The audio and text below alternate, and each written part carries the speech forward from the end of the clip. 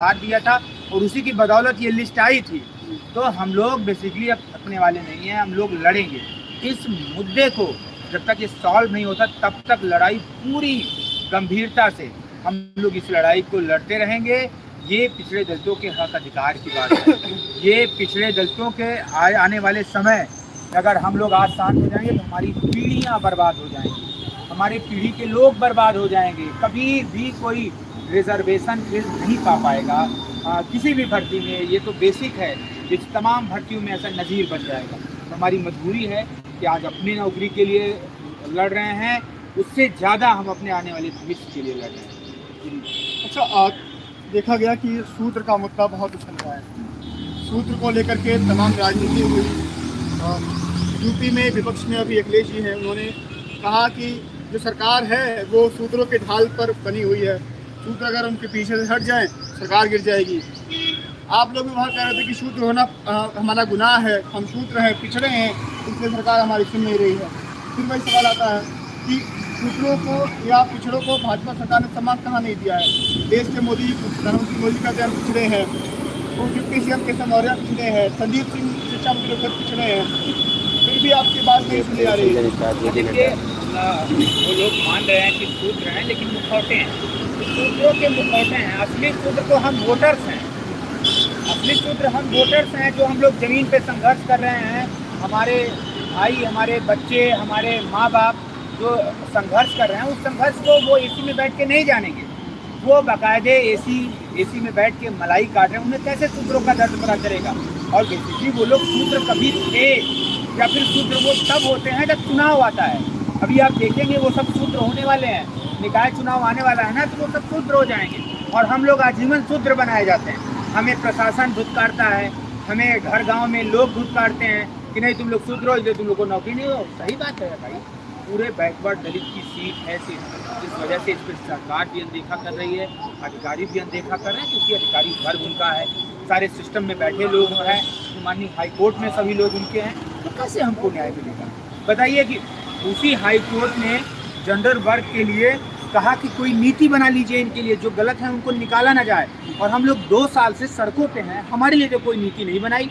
उसी कोर्ट में 2 साल पहले मुद्दा चल रहा था, क्यों नहीं नीति बनाई गई हमारे लिए। तो ये दोहरापन है ना, ये शूद्र वाला हमको तमका जो टकराए इसी वजह से। अगर हम लोग जनरल वर्ग के होते तो हमको इस तरीके से ना किया जाता, हमको भी बाकायदा सम्मान, हमको सम्मान तब दिया जाता है जब वोट की ज़रूरत होती है, चुनाव आता है। हमको सम्मान तब दिया जाता है कि फलाने हमारे मुख्यमंत्री बन गए, फलाने हमारे प्रधानमंत्री बन गए, लूटा हमें को जाता है। क्योंकि जो संख्या है हमारी ना, हमारी संख्या 85% हमारे द्वारा या हम लोगों के बिना कोई सरकार नहीं बन सकती। तो हमको ये अनदेखा नहीं कर सकते, हम उनके छातियों पे चढ़ के लेंगे अपनी नियुक्ति। ऐसा नहीं कि हम लोग छोड़ देंगे, पूरी गुंडई से लेंगे, ऐसा नहीं। हमारे वर्ग का प्रतिनिधित्व है, हम लोग उनको भी बताएंगे जो लोग आज मलाई काट रहे हैं, चाहे केशव प्रसाद मौर्य, चाहे स्वतंत्र देव हो, चाहे अनुप्रिया पटेल हो, चाहे वो निषाद जी हो, तमाम लोग हैं, प्रजापति जी लोग, सबको बताएंगे। चुनाव आ गया है ना, अगर अपने अपने क्षेत्र में ये लोग घुस गए तो इनको नानी दादी याद दिला देंगे। हम लोग क्या समझ लिए हैं, पिछड़े दलित अभ्यर्थी, और हम लोग शिक्षक हैं, पूरा समाज बनाते हैं।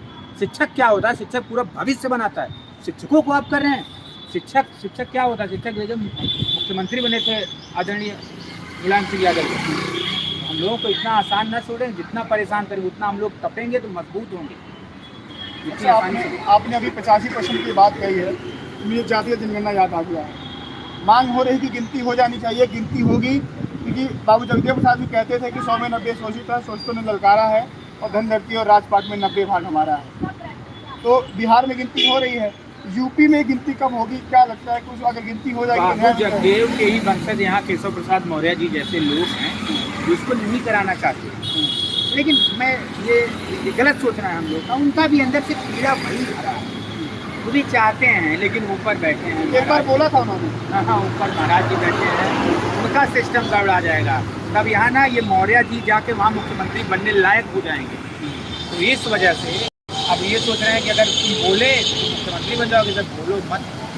ठीक है, बेसिकली हमें इससे बहुत मतलब नहीं है, जाति जनगणना होनी चाहिए, हम कितने हैं ये बहुत ज़रूरी है, लेकिन बेसिकली हम लोग शिक्षक हैं, हम लोग सरकार में हमारी नियुक्ति बस नहीं हुई है, हमारी लिस्ट आ गई है। हम लोग को चाहिए किसी भी तरीके से ये सरकार हमको नियुक्त करें, हम भी आने वाले नौनिहालों को, बच्चों को जो प्राथमिक शिक्षा में जो गरीब परिवार, दलित परिवार, पिछड़ा परिवार पढ़ता है, उसको हम लोग आगे बढ़ाएं। ये हम चाहते हैं कि सरकार हम लोग को जल्दी से नियुक्त करे। उस दिन आप लोगों ने शिक्षा मंत्री का आवाज़ घेरा था, क्या बात अंदर हुई थी, क्या बात करने गए थे अंदर और क्या बातें निकल करके आई, कितने दिन का टाइम मिला, सरकार क्या कह रही है?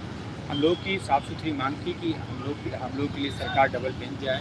यहाँ 6800 की जो लिस्ट माननीय योगी आदित्यनाथ जी ने निकाली थी, उसको एन केन प्रकारेण कोई भी नियम कानून कोई बना के उसको रखा जाए, क्योंकि हम गलत नहीं हैं। जो गलत है उनके लिए अगर नियम कानून कारण वो बन सकता है तो हमारे लिए भी बन सकता है। तो हमारी जो मांगे थी, शिक्षा मंत्री जी ने कहा कि मुझ पर बात करेंगे, मुख्यमंत्री जी से बात करेंगे, फिर आपको अवगत कराएंगे, फिर आप स्वतंत्र है, फिर हम धरना करने से कहा। तो हमारा इको गार्डन लगातार आंदोलन चल रहा है, वो चलता रहेगा जब तक न्याय नहीं मिलेगा, नियुक्ति नहीं मिलेगी। अभी तो हम घर घर गाँव जाएंगे, एक एक बैनर पोस्टर सभी लोग लेके जाएंगे, लेकिन निकाय चुनाव में हम बताएंगे हम पिछले दलों को किस तरीके से ठगा गया है, किस तरीके से हमको जब चुनाव आया था विधानसभा तो हमको बताया गया था। अब हम आचार संहिता और ये सब चीज़ नियम कानून क्यों मांगे, हम नियम कानून क्यों माने? हम तो संविधान को मानते थे। हम लोग तो बहुत आराम से जब आचार संहिता लगी तो हम लोग घर बैठ गए, नहीं तो हम लोग आंदोलन कर रहे थे। हम लोग सोचे कि चलो संविधान की बात है, लेकिन जब हमारा घर ही जल जाएगा, जब हमारी नौकरी चली जाएगी तो हम नियम कानून बना के उसका सेहरा बना के क्यों घूमें? हम भी हर नियम कानून तोड़ेंगे अपनी नियुक्ति के लिए, अपने मान सम्मान के लिए, अपने अधिकार के लिए, बाबा साहब के दिए गए आरक्षण के लिए हम लोग हर नियम कानून तोड़ने के लिए तैयार हैं। क्योंकि बाबा साहब के मानने वाले लोग कभी आरक्षण, कभी संविधान को तोड़ ही नहीं सकते। हम लोग हर दायरा हर एक चीज़ जानते हैं और लड़ाई पूरे दमदारी से। तो संविधान को तो बीजेपी के लोग भी मानते हैं ना, क्योंकि शपथ लेते हैं तो उसी संविधान के शपथ लेते हैं वो तो फर्जी है, उनका संविधान तो मनुस्मृति का संविधान है, उनका तो सारा सिस्टम अलग है। वो तो हाथी के दांत खाने के लिए और दिखाने के लिए, और उनका सिस्टम अलग है। फिलहाल उनसे हमारी कोई राजनीति और ये नहीं है। आप प्रश्न भी उस तरीके से अब मत, क्योंकि हमारी नियुक्ति का मामला है, राजनीति को क्या करें जब हम लोग कभी राजनीति में होंगे। हाँ, तो उस पर अच्छा सर, आखिरी सवाल मेरा ये है कि 22 के चुनाव के पहले योगी जी का स्टेटमेंट आ गया था कि आप लोग की नियुक्ति की जाए, आचार संहिता आ गई जैसे आपने बताया। 24 का चुनाव आने वाला है, ये देश का चुनाव होने वाला है, उसके पहले क्या ये मुद्दा बन जाएगा? लगता है कि उसके पहले आपका मुद्दा सुलझ जाएगा? हम तो कह रहे हैं कि मत बनाइए हमको कमज़ोर, ऐसे कमज़ोर सोचते रहिए। जब विधानसभा चुनाव आया था, बुला के योगी आदित्यनाथ 5 कालीदास बाग में हमारे 5 भाइयों को बैठा के बाकायदा कहा था तुम लोग जाओ, तुम्हारी नियुक्ति, हम तुम्हारा जानना भी नहीं चाहते तुम क्या चाहते हो। तो हम उसी दमदारी के साथ फिर उतरेंगे और पूरे प्रदेश में हम लोग ये बताएंगे भाई हमारे साथ गलत हुआ है। हमारा कोई विरोध नहीं है आपसे, लेकिन हमारे साथ गलत हुआ ये तो बता सकते हैं। हमारे साथ जो इंसिडेंट हुआ है उसको तो हम जग जाहिर कर ही सकते हैं। हम फिर से वही काम करेंगे और उनको लगता है नियुक्ति दे देंगे, उसका जो फायदा होगा घुमा दें। अगर ये लगता है कि अगर कितने दलित परेशान रहेंगे तो हमारा कोई नुकसान नहीं है, वी हैव नो प्रॉब्लम, हम रोज ही अपना काम करते रहेंगे। आखिर क्या करें, रोजगार है नहीं, खाना है कहीं किसी के यहाँ भीख मांग करके खा लेंगे, किसी के घर बैठ के खा लेंगे। लेकिन जिस दिन ये कारवा रोड और घर गाँव निकल जाएगा उस दिन इनको भागना पड़ेगा। फिर खिला के 5 कालीदास मार्ग में चाय पानी बिस्कुट और खिला के हम लोग। और मुझे ये लगता है योगी आदित्यनाथ जी की गलती नहीं, इसमें सारी गलती अधिकारियों की है। इसमें जो जनरल वर्ग के जो बड़े बड़े मंत्री, बड़े बड़े अधिकारी बैठे हैं वो सब कर रहे हैं। योगी आदित्यनाथ जी का कोई बात समझ ही नहीं पा रही है। वैसे नहीं, योगी आदित्यनाथ जी न्यायप्रिय है और चाहे जिस मामले पे देखिए वो हमेशा से न्याय दिए हैं और हमें आशा और उम्मीद है। इतना प्रोटेस्ट हो रहा है, इतना सब कुछ हो रहा है, लगता है कि लखनऊ में होते हुए उनके पास आवाज़ नहीं आती होती? मुझे लगता है क्योंकि जब मामला उन तक पहुंचा था तो हम लोग बुलाए थे और आश्वासन भी दिए थे। ये बात उन्होंने स्वयं भी कहा कि देखो ये पूरी कौन बैठी है जो पिछड़े दलितों और गरीबों को न्याय नहीं देना चाहती, चाहे जिस जगह, चाहे इसमें देखिए अधिकारी वर्ग, चाहे ये उनका ये भी आशंका था। मैं उनका इस बात का समर्थन कर रहा था, हम लोग को न्याय नियुक्ति मिल जाएगी। लेकिन इस तरीके से अब ये लग रहा है कि अगर मुख्यमंत्री की हमारी बात चलिए, मेरे साथ अमरीन बाहुबली के जो रत्ना शिक्षक भर्ती मामला था जो 18 से लटका हुआ है, उसमें जो ओबीसी और एससी समाज है, ओबीसी समाज को लेकर के जो 68 वैकेंसी है उसको लेकर के तमाम जो विवाद मचा हुआ है, डबल बेंच के लोग मांग कर रहे हैं। लेकिन अभी तक देखते हैं कि आने वाले टाइम में इन लोग की मांग कब सुनी जाती है। 22 में वादा हो चुका था, 24 का चुनाव आने वाला है, अभी तक मामला अटका हुआ है। जो भी अपडेट आएगी भर्ती से रिलेटेड आपको बताते रहेंगे। फिलहाल के लिए नमस्कार।